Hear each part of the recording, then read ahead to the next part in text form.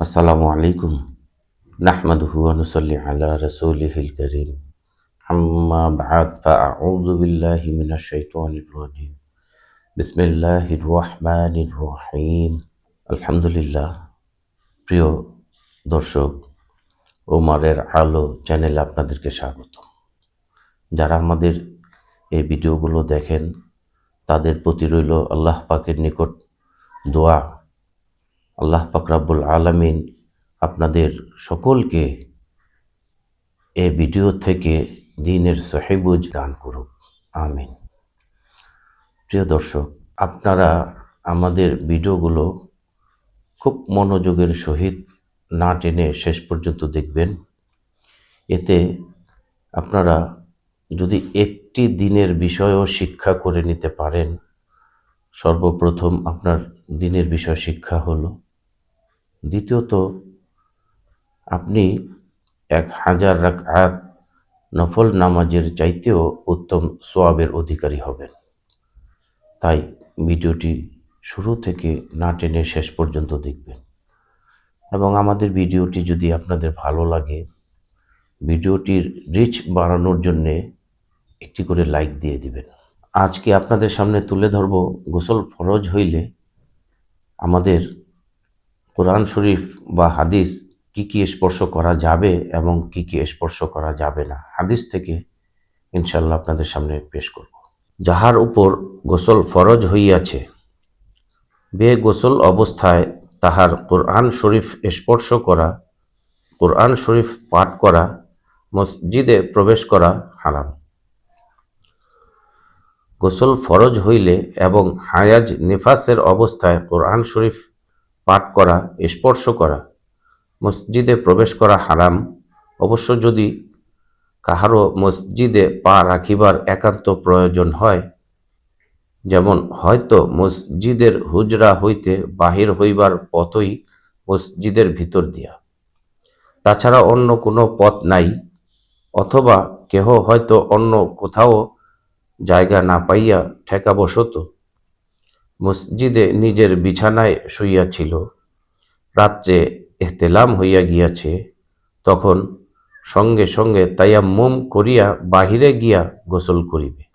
ঈদগাহ, খানকাহ, মাদ্রাসা, কবরস্থান ইত্যাদিতে বিনা গোসলে প্রবেশ করা অথবা কোনো মুসলমানের সহিত মোলাকাত বা মুসাফা করা হারাম নহে।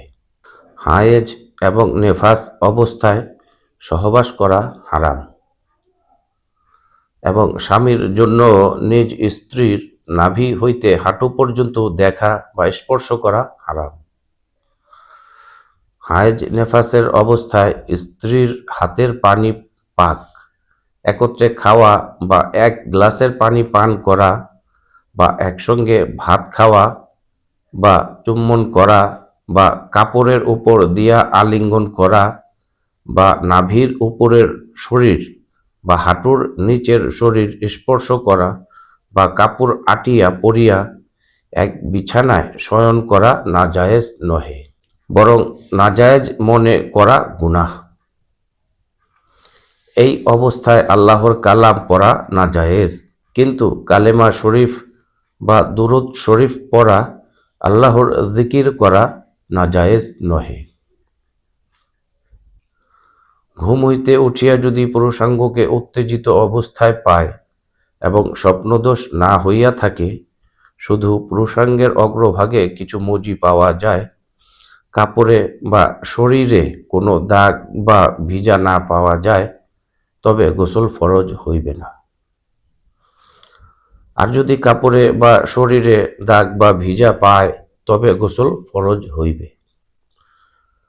স্বামী স্ত্রী উভয়ে এক পরিষ্কার বিছানায় শুইয়াছিল, ঘুম হইতে উঠিয়া বিছানায় দাগ দেখিতে পাইল, কিন্তু কাহারও স্বপ্নদোষের কথা মনে নাই বা কাহার মজি তাহার ঠিক করিতে পারে না, এমত অবস্থায় উভয়ের গোসল করিতে হইবে।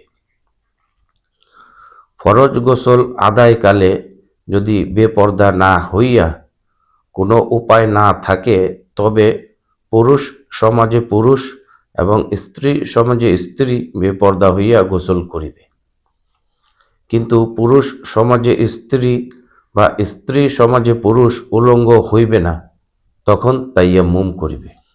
প্রিয় ধর্মপ্রাণ মুসলিম মা বাবা, ভাই ও বন্ধুগণ, আজকে আপনাদের সামনে হাদিস থেকে গোসল বিষয়ে কিছু হাদিস পড়া হইল। এটি আপনারা খুব মনোযোগের সহিত মুখস্থ করুন। ভিডিওটি প্রয়োজনে একবারের জায়গায় দ্বিতীয়বার দেখুন এবং মুখস্থ করুন। এটাতে ইনশাল্লাহ আপনাদের লাভ হবে। আল্লাহ পাক রব্বুল আলামিন আল্লাহর হুকুম এবং হুজুর আকরাম সাল্লাল্লাহু আলাইহি ওয়াসাল্লামের তরিকাকে আল্লাহর সন্তুষ্টির জন্য সহি শুদ্ধভাবে আমল করার তৌফিক দান করুন। আমিন। আসসালামু আলাইকুম ওয়া রাহমাতুল্লাহ।